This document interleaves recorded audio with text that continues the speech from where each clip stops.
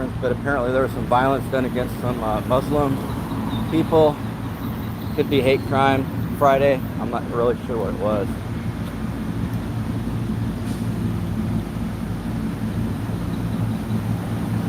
Cute doggy.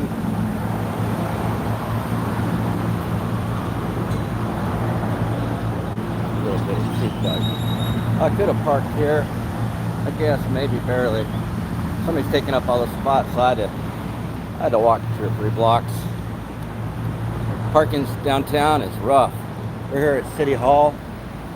I'm not sure if there's a meeting going on or not, but there is a press conference out front. There goes the APD driving by with the window down, looking.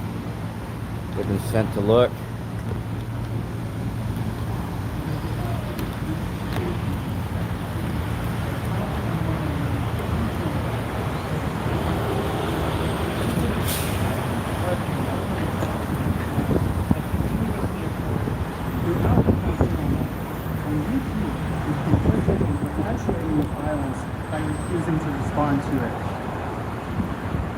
Muslims and Palestinians are being regularly attacked in Austin, while over 30,000 Palestinians have been murdered in Gaza since October 7th. Silence is not an option.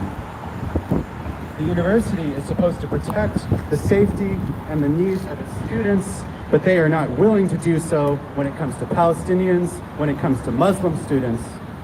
Students should not have to feel unsafe simply walking on their campus just to get to class. But this is the reality that UT is choosing to perpetuate. That is why SDS, along with many other student organizations, is demanding that President Jay Hartzell and the UT administration publicly apologize for continuously ignoring Islamophobic and anti-Palestinian violence. We demand that they publicly condemn the hate crime that occurred on Friday. We're demanding that UT provide more resources to Muslim, Palestinian, and all students who are affected by these ongoing hate crimes and by the genocide occurring against Palestinians. We need them to listen to Palestinian and Muslim voices rather than platforming Zionist and Islamophobic voices on campus. They should be having regular conversations with student groups about how they can make UT a safer campus for Palestinian and Muslim students.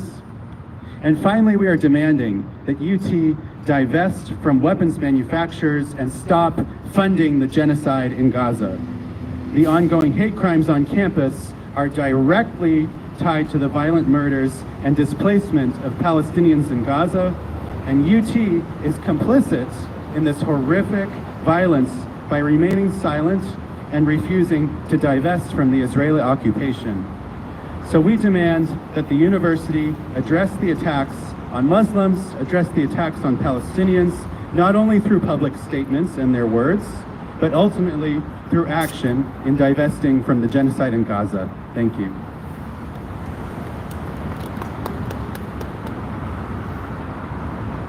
Thank you so much, Jake, for representing SDS and the whole diverse student body of UT Austin.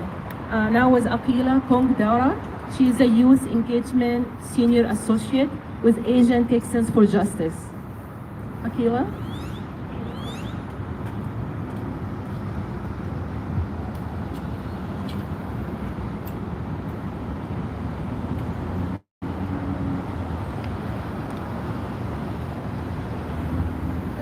Everyone. My name is Akila Pungara, and I am the Youth Engagement and Volunteer Senior Associate at Asian Texans for Justice.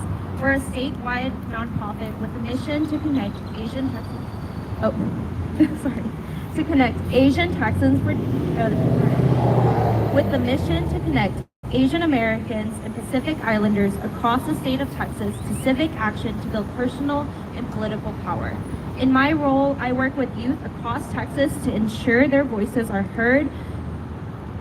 Also, as a UT alum, I stand here today with profound concern and am angered that we are responding to yet another incident of violence and discrimination towards a member of the AAPI community. It is more evident than ever that our city and leaders are failing to ensure the safety of all individuals and are failing on their commitment to keep our students safe. Texas Austin, and the University of Texas should be a place of inclusivity and acceptance for all. Against the backdrop of SB 17, university leaders have already created a hostile environment for students, faculty, and staff. No one should ever have to fear for their safety. No one should ever have to fear for their safety or endure harassment because of cultural clothing and their identity. We urge the City of Austin and UT's administration and state leaders to implement measures that guarantee the safety of Muslim students. Together, we can build a campus, a city, and a state where we are all bold in our belonging. Thank you.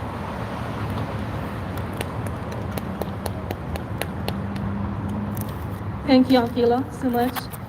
This concludes our prepared statements, and we are open for any questions you have. Yes. Hi, Lily Pepper. How many students were involved in the election on Friday?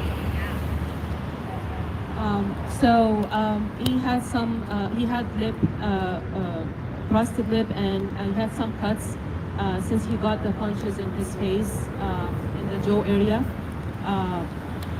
I think the mental hurt will be, bigger and longer term than the physical hurt of this incident.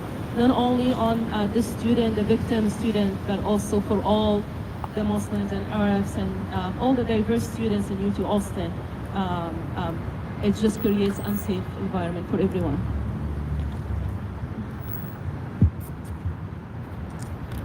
Any other questions? Yes. I got here late. Can you describe what happened? I'm sorry. I want to be accurate, so I will read from the press release.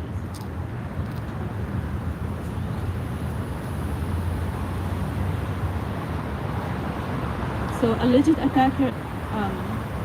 attack reported was Austin Police Department report number 2024-959-74 reportedly occurred last Friday night as a student who was wearing attire associated with the South Asian Muslim community, which is called Kurta Shalwar, walked back to campus after praying at the local mosque. He reported to Care Austin that a group of 3 men approached and began derisively yelling phrases like Allahu Akbar, a mock of the common Islamic phrase, God is great, and the mock Arabic la la la. After reportedly blocking the path of the student and his friend, the alleged assailants threw punches that resulted in the Muslim student reportedly suffering cuts and contusions. One of the alleged assailants reportedly reached into his pocket and told the victims he had a weapon.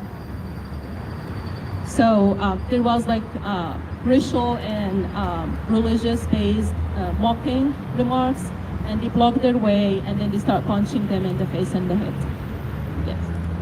What were they like? UT white men? What did the assailants look like? So the Muslim victim reported that 2 of them looked white and 1 looked Hispanic. Were they young? He's not sure. Were they like college students or? We are not sure. Okay. 3 young men. Okay, thank you. I have another question. This is regarding today. You mentioned that you'd like to see the administration take more steps to protect Muslim students on campus. What are some of the steps you'd like to see in addition to the apology that you mentioned? Yeah, so student organizations are putting together a list of demands as we speak, and one of those is, of course, a public apology and a statement condemning the hate crime, first and foremost. And there are many other steps, providing resources for Muslim and Arab students to feel safe on campus. So that includes having conversations with student leaders and student groups about how they can better do that, because clearly they're not doing their job to keep the campus safe for these students. And third is calling for the divestment from weapons manufacturers and calling for them to divest from the Israeli genocide in Gaza. Those are the 3 main demands at the moment. Any other question? Yes. Well, the young men that were attacked a couple months ago, and maybe it's a month and a half ago, and one was stabbed. How is he doing? And did UT president or anybody staff give a formal apology? Are we still waiting on that? I'm not sure about his health condition right now. He undergone a successful surgery for his broken rib. I'm not sure about his health right now, and I don't think the UT Austin reached out saying anything to them. Thank you. Any other questions?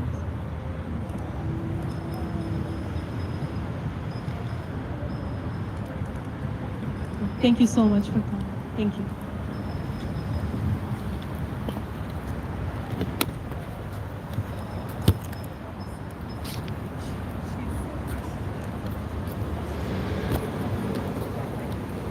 We're here at the, a little late, but here we're at the press conference.